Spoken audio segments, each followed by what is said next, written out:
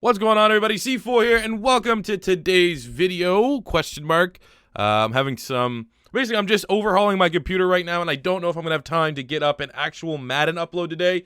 But just in case to keep you entertained, there's a massive story developing right now in the National Football League, and I feel like, we might as well talk about it, and we'll end with a hint for what's going to happen this weekend in a awesome episode of The Realistic Rebuild. So, we have news out of Pittsburgh, the Steel City, that there's reports that Antonio Brown wants a trade. Now, this is, we're not going to talk, we're not going to gamble it as a TMZ-like rumor. There seems to be lots of information about, Mike Tomlin's very upset with Antonio Brown. A lot of people that are formerly teammates of Antonio Brown have come out and said this guy's a diva ever since he got paid. And I think it was Ryan Clark was like, yeah, after he got paid, he was running around the locker and said, I am the franchise, this and that, and would get upset during practice. And the reports that the reason why he missed Week 17 wasn't due to an injury, was because he was benched for just skipping a meeting. And there was a blow-up rumored between him and Ben Roethlisberger, and this and that, and people have been saying Antonio Brown is getting traded. And ultimately, it does come down to the owner.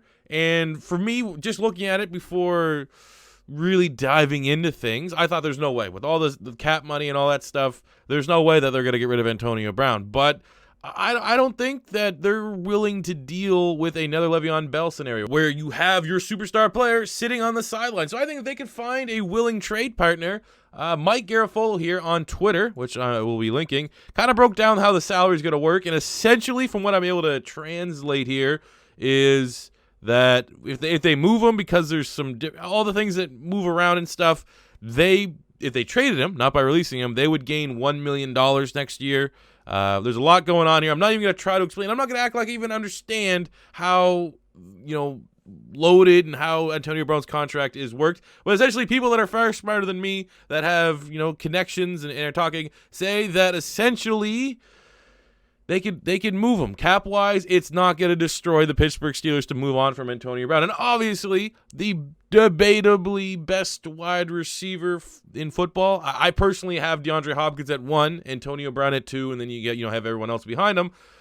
He's going to command something, man. He is not showing any signs of slowing down. Now, there's going to be some teams that are going to question his character, well, if Pittsburgh's getting rid of this guy, they have to be clearly desperate to get this guy out of the locker room. Who's going to be willing to pick up Antonio Brown? Is there really a trade market? And what we're going to do today is kind of talk about some teams that could be up for Antonio Brown and just eliminate some things right away. So without further ado, we're talking about the Philadelphia Eagles, because as soon as I posted my initial reaction to this whole thing that's unraveling, people are like, should Eagles get it? No, there's no chance. We have no way to afford Antonio Brown's contract.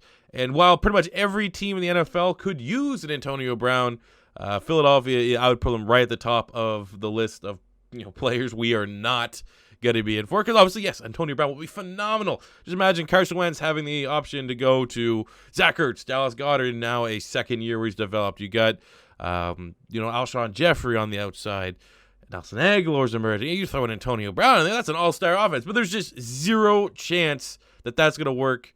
That contract's going to work, especially with the money that Carson Wentz is going to be getting, and especially with kind of how I'm viewing this QB drama that the Philadelphia Eagles have, where I don't think the Eagles are going to be thinking about moving on from Carson Wentz or trading Carson Wentz, but I do think the Eagles, where it's always been a foregone conclusion that we're not going to bring Nick Foles back next year, because I think there's like a $20 million option, I think that might be the drama, is rather than extend Carson Wentz nice and early, get him locked in, maybe save a couple million because the market's not going to set or anything like that. The market's already set. It's not going to get reset by another huge deal. They may decide to hold off on paying Carson Wentz, bring back Nick Foles, and then try to trade him. So I feel like that could be some controversy. That could ruffle some feathers in the Carson Wentz camp about him not getting his contract sooner than later. But ultimately, when it relates to Antonio Brown, there's just no way feasibly the Philadelphia Eagles could look at bringing in AB. So let's look at some potential landing spots for Antonio Brown. And like I said, if I really didn't think there was a legitimate shot that this could happen, I probably would just leave it as a Twitter thing. Just keep everything on Twitter. But I think, honestly, the change in the guard could be seen on the wall here in Pittsburgh. You saw with Juju Smith-Schuster that he can be a wide receiver one. If you can get the right kind of, payment, the right kind of value for Antonio Brown on the open market, you'd probably be stupid to not get rid of this guy that's apparently a locker room cancer. So it all starts today in the press conference with Mike Tomlin, where he basically said that he's not going to address the trades, and they haven't formally received a request from Antonio Brown. And I personally feel like if I had a percentage, if I had to throw what percent I think that this could happen, I'm probably going to put it at like 60% it will. No, screw that. We'll go 55 it will, 45 it won't. I think ultimately maybe this is an Antonio Brown upset, being frustrated with the whole Le'Veon Bell scenario and not making the playoffs and this and that. So, all things could smooth over. Mike Tomlin is a player's coach, and maybe he can right the ship. But looking at some teams that desperately need some wide receivers that have some salary cap that may also be an attractive destination for Antonio Brown. So we're not going to live up in the clouds, and we're not going to take teams that, they could get Antonio Brown if they move 6-7 guys around. So essentially teams that are wide receiver hungry that could be in on him. Obviously, you have the New England Patriots, but they only have like $25 million of available cap. You have the Green Bay Packers. They have 37. You got to assume that Antonio Brown's going to carry a $20 million cap hit, roughly, no matter what they do with his contract, if he pick it up or they renegotiate it. So I just don't see teams. You got to have at least 40 for me right now for me to say they're going to make the cutoff. I think Green Bay could be interesting just because he wants to play with Aaron Rodgers. But what we have seen throughout Antonio Brown's career with the Pittsburgh Steelers is that he is kind of quarterback proof in a sense. Like when Big Ben has been hurt, he has been nicked up. He's missed 2-3 games multiple times throughout Antonio Brown's time there. And whoever's gone in for quarterback, AB has still played fairly well. So I don't think necessarily going to a place with a big-name quarterback is going to do it. And from what all we can tell from his former teammates, AB doesn't necessarily look like the kind of guy that, is going to take a pay cut to win a Super Bowl. I think he will go wherever the most money is, and there's a chance that he gets traded. Some team may say, if you come here, we'll pay you even more money kind of deal. So understanding that, there's probably is a little bit of competitiveness to it. I don't think it's make or break. It's not just like, he's 31, really wants a Super Bowl kind of thing. I don't think he's that territory yet. I still think he wants to try to secure that bag. So, I mean, you could look at Dallas. The Dallas Cowboys have $50 million worth of cap, but they have Amari Cooper, and Amari Cooper is going to have to get a new contract sooner than later. It's probably going to be in that between $12 and $15 million range. So that takes a significant portion there. I kind of think you can eliminate the Dallas Cowboys, even though, even with Amari Cooper, you still could consider them wide receiver hungry. Then you go up to the San Francisco 49ers. They have around $56 million worth of salary cap. You look at their wide receivers. You got Dante Pettis, youngster. Hopefully he can, continue to develop. You got George Kittle, who in his second year as a tight end is breaking records left, right, and center. You got Marquise Goodwin for your deep threat. But yeah, I could see San Francisco if they can make the pitch. I mean, it's in California. It's nice weather for the most part. Has the history. You have your quarterback.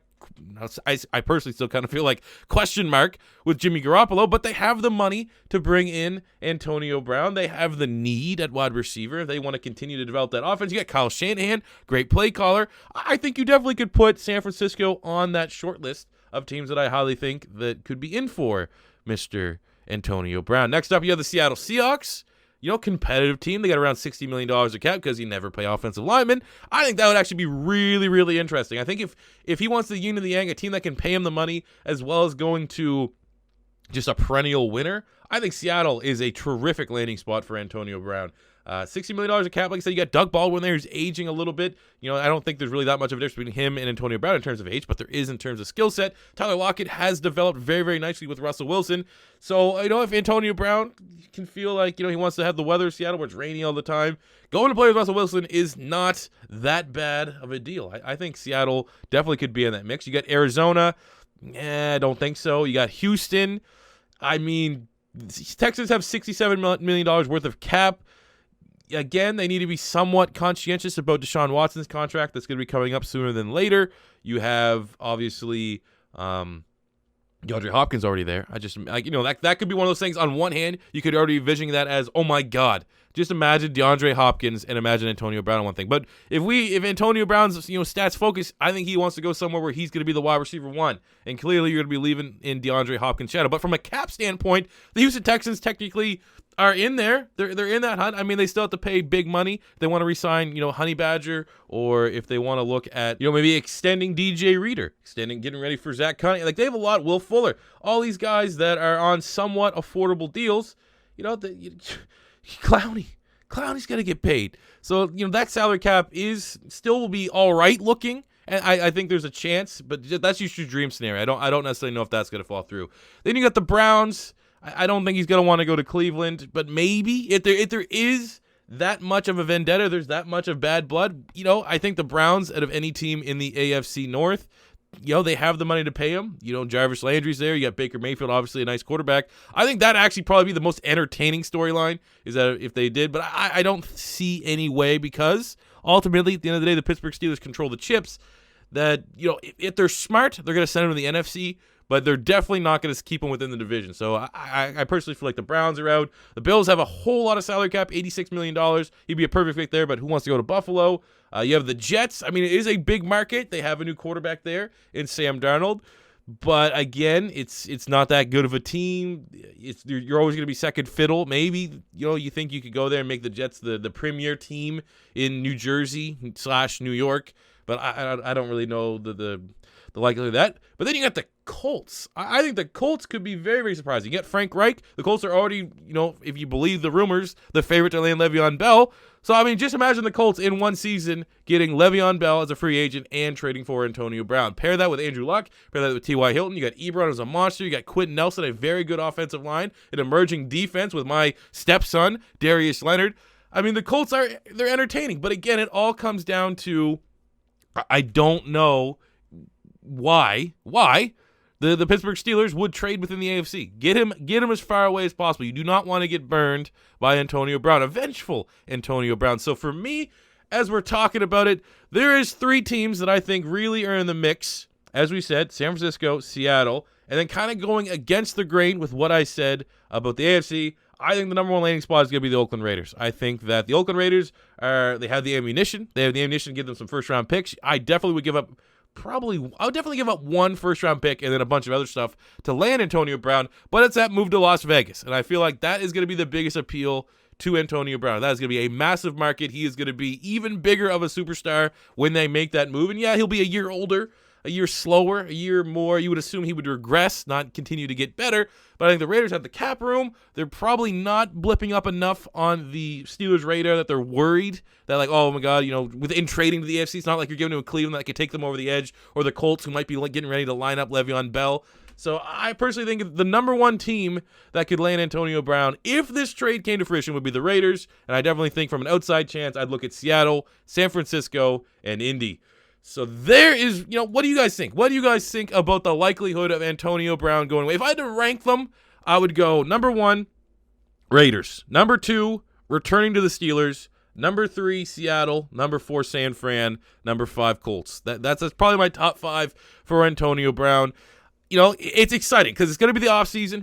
It's going to be big drama going throughout. My gut right now still says they work things out with the Pittsburgh Steelers, but it's going to be exciting. And that kind of goes into what is going to be this weekend's rebuild. And this weekend's rebuild is going to be the Oakland Raiders as we take them from Oakland to Las Vegas. And you better believe the scenario that we're starting out with is that the Raiders have traded for Antonio Brown. So I hope to see you guys there. Thank you for watching this video. I hope tonight my computer can get all situated and we can have a new NCAA or a new Huskies or something like that if I have time to get in and edit it. But if not, I'll catch you guys back here tomorrow. And until next time, it's C4 saying peace out.